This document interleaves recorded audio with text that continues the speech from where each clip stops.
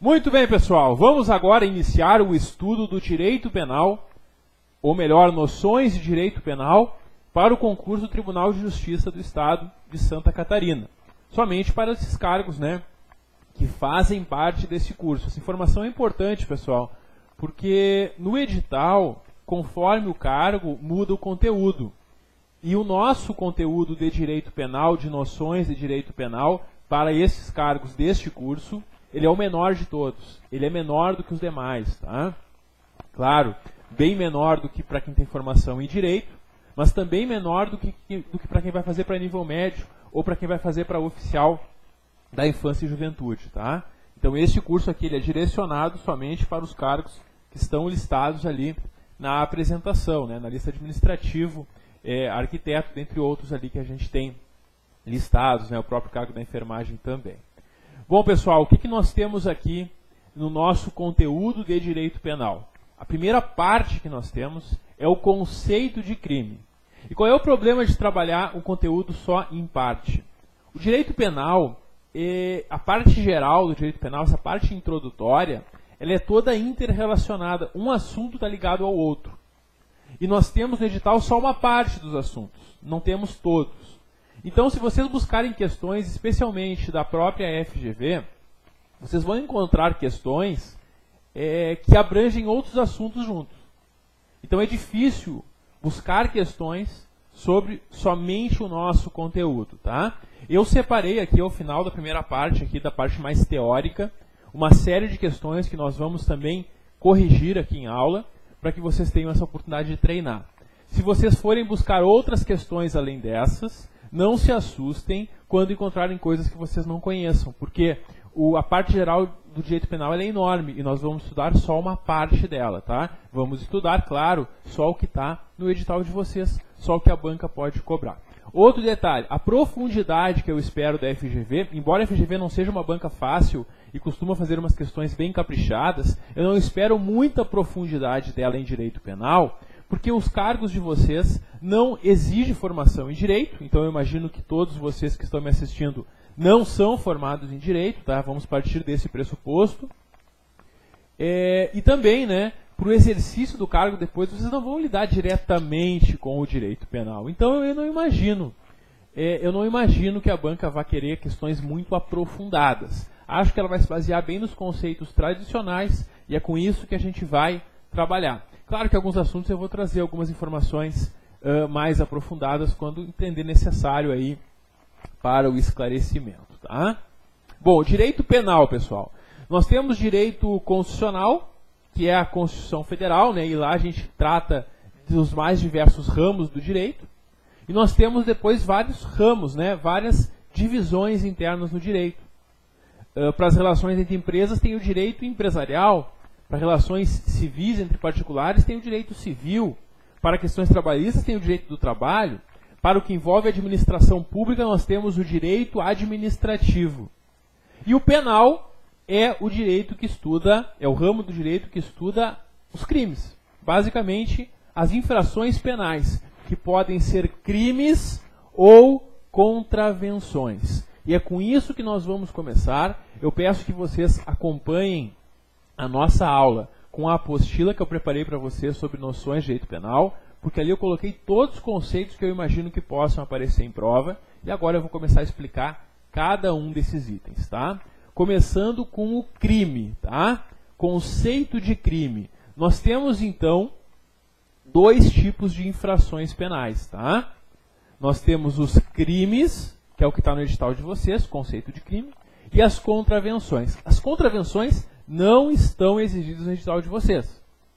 Mas eu vou comparar o crime com a contravenção, porque isso de alguma forma pode aparecer como uma alternativa incorreta da questão, caso venha a ser cobrado, tá? Então vamos lá.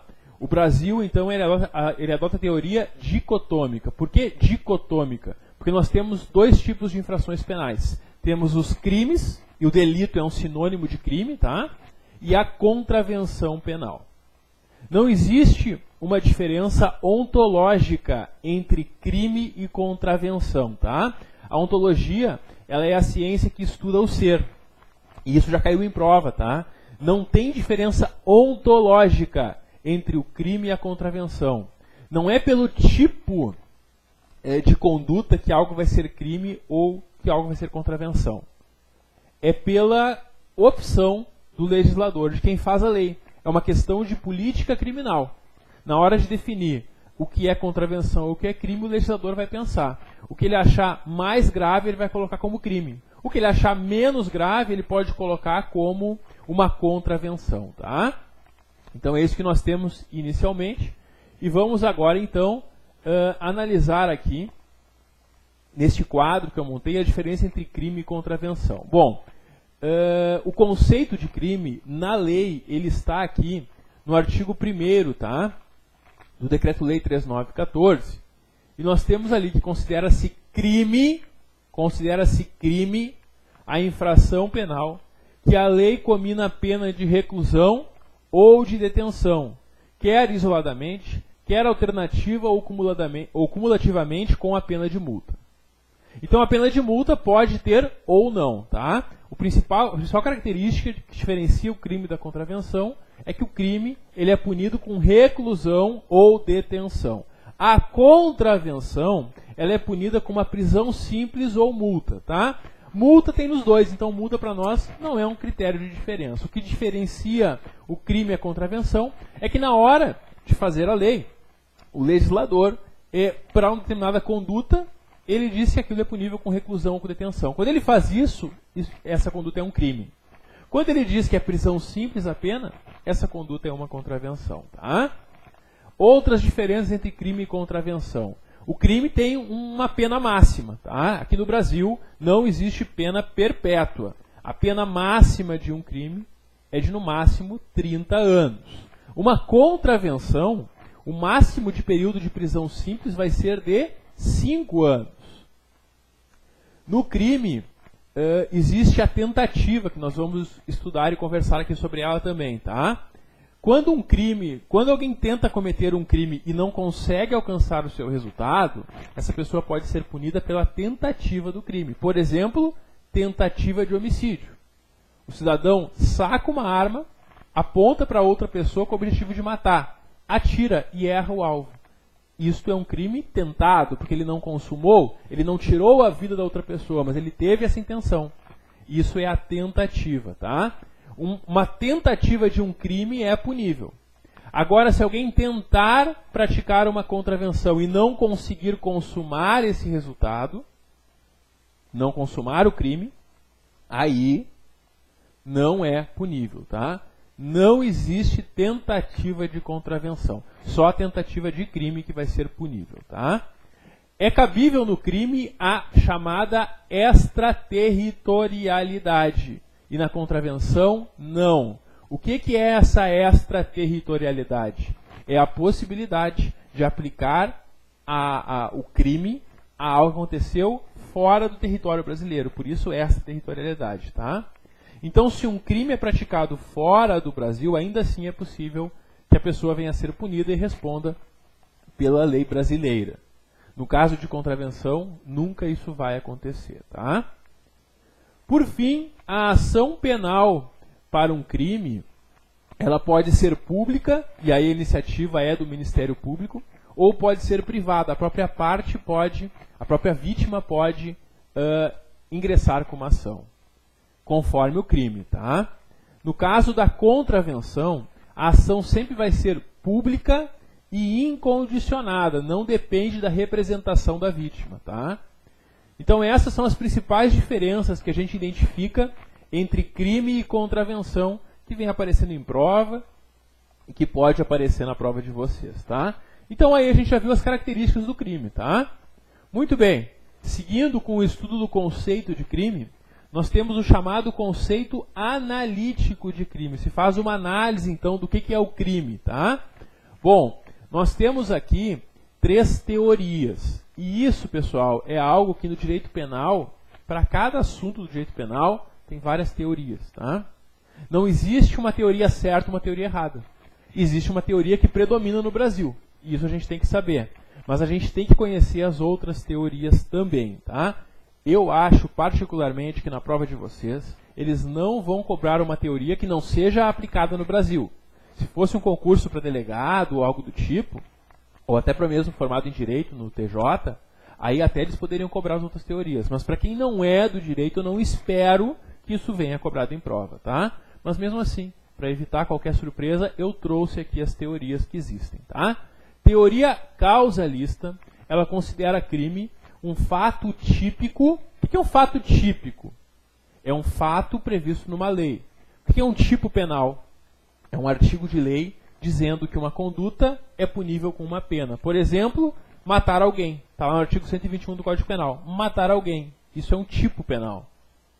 E o fato típico é quando alguém pratica esse fato previsto em lei como crime, tá?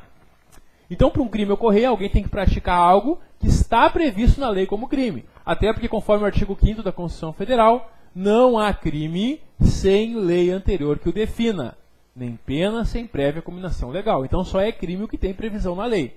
Se alguém pratica uma conduta que não está prevista em lei como crime, essa pessoa não pode ser punida por um crime que não está previsto em lei, porque só é crime o que estiver previsto em lei. E isso todas as teorias concordam, tá? O fato típico ele é elemento em todas as teorias, tá? Além disso, a teoria causalista vai dizer que é um ato ilícito, isso pode aparecer em prova como antijurídico também, tá? Ilícito ou antijurídico, e tem uma parte do direito penal que estuda a ilicitude, que não cai na prova de vocês. Cai na prova para outros cargos, para vocês não, tá? E também culpável, tá? Esses três elementos, eles formam a teoria causalista e também a teoria tripartite ou tripartida, tá? A diferença é onde o dolo e a culpa vão estar na teoria causalista e na tripartida. Essa diferença é irrelevante para fins de prova, tá? E nós temos que saber que o Brasil adota aqui, como teoria majoritária, a teoria finalista tripartite ou tripartida, tá? Então, para nós é crime o fato típico, ilícito ou antijurídico, que é a mesma coisa, e culpável, tá? Que eu posso, então, culpar alguém pela prática dele, seja por ter dolo, seja por ter culpa quando o crime admitir a modalidade culposa, tá? E nós temos a teoria finalista bipartite ou bipartida, que vai ser o caso do fato típico e ilícito, tá? No caso da teoria finalista bipartida, ela não coloca culpável como elemento para formar o crime, porque ela entende que isso é um pressuposto para a aplicação da pena. Não tem prevalecido ela, tá? Mas é o que ela entende, por isso que ela divide só em dois. Por isso bipartida, né? Fato típico e ilícito, tá? Mas nós temos aqui no Brasil a adoção, então, da teoria finalista tripartite ou tripartida. Coloquei ali, então, essa informação, que no Brasil a teoria majoritária ela é a finalista tripartida. E coloquei ali uma breve descrição sobre o tipo, né? O que é o tipo penal que eu expliquei para vocês? Tipo é a descrição de uma conduta pela lei penal. E nessa conduta lá a previsão de uma pena, né, para isso, tá? Muito bem. Aí os crimes, eles têm uma classificação quanto ao resultado naturalístico que eles vão produzir. 3 tipos de crimes nós temos aqui, tá? Temos os crimes materiais, os crimes formais e os crimes de mera conduta. Os crimes materiais são aqueles que o tipo penal, que é a previsão da conduta como crime, ela aloja uma conduta e um resultado. E é necessário o resultado para que se diga que o crime foi consumado, tá? Porque quando alguém pratica um crime buscando o resultado e não alcança ele, nós temos uma tentativa. Agora, quando alcança, nós temos a consumação do crime, tá? O crime pode ser tentado ou consumado. E a gente vai conversar mais adiante sobre a tentativa, porque também é um ponto do nosso edital, tá? Bom, nos crimes materiais, então, nós temos essa previsão. A conduta e o resultado. Por exemplo, homicídio. Matar alguém. A conduta vai ser algo visando a morte. E a consumação vai ser alguém vindo a morrer. Porque se alguém dá um tiro em outra pessoa e a outra pessoa não vem a morrer, não houve homicídio. Houve tentativa de homicídio. Se a pessoa veio a morrer, aí sim está consumado o homicídio, tá? Esses são os crimes materiais. No crime formal, existe uma conduta e existe um resultado. Só que o resultado não é necessário para a consumação. Por exemplo, é um crime contra a honra, uma corrupção passiva, uma concussão ou extorsão. Eu vou usar aqui a corrupção passiva como exemplo, tá?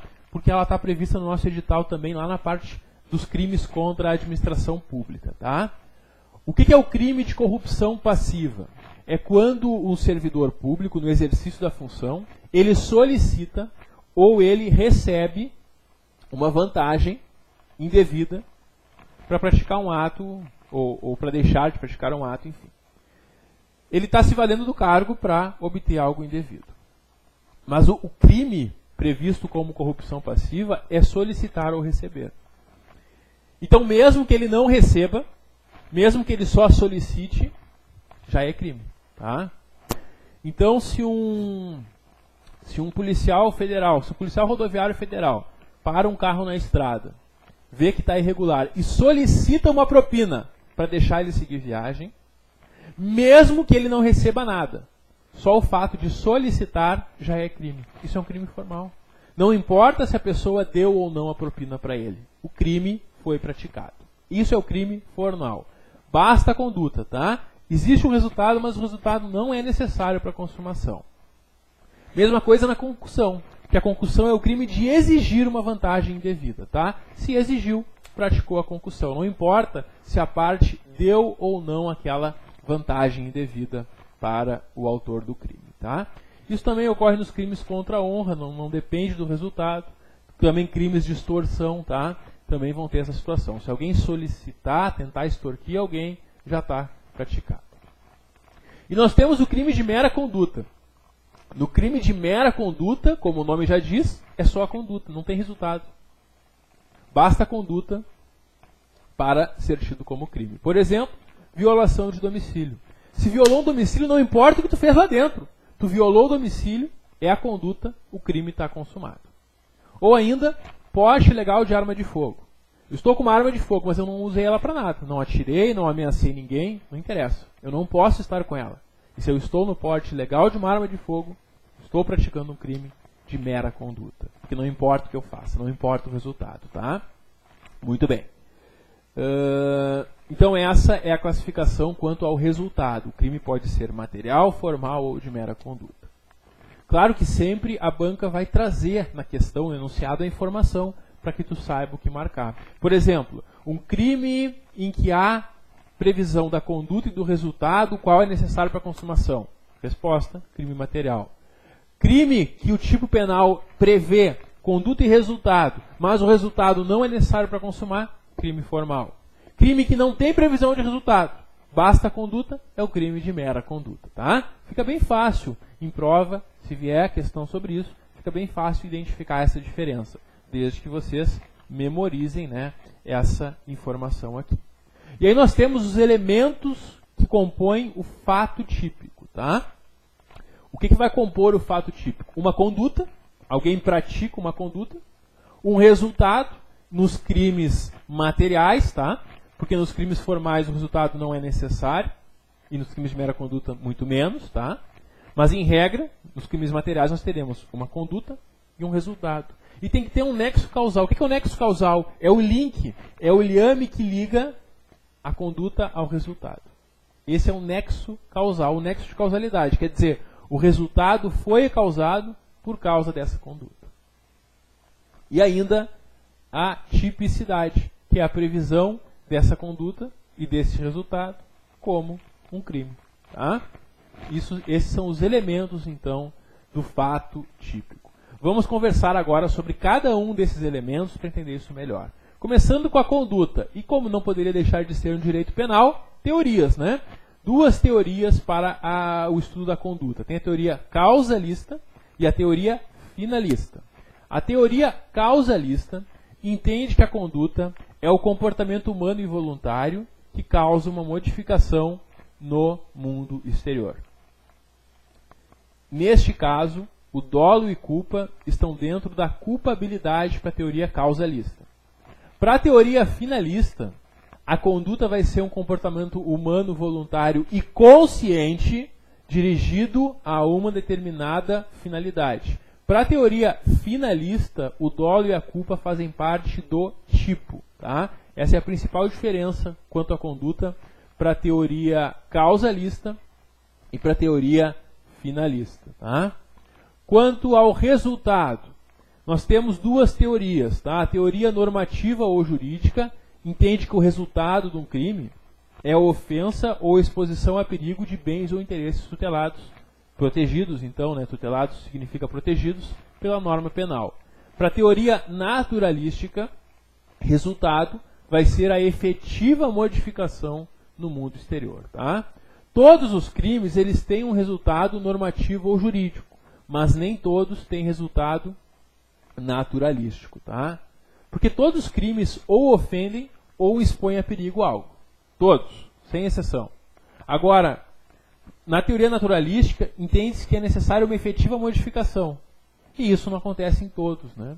Porque muitas vezes, quando se tenta um crime e não se alcança nada, não há essa efetiva modificação. Há uma exposição a perigo, mas não há uma efetiva modificação. Por isso, a teoria normativa ou jurídica é mais completa quanto ao resultado. Tá? Muito bem. Seguimos, pessoal, para o nexo causal. Nexo causal, então, significa que a causa é um antecedente lógico sem o qual o resultado não teria ocorrido. Quer dizer, o resultado só ocorreu porque alguém praticou uma conduta.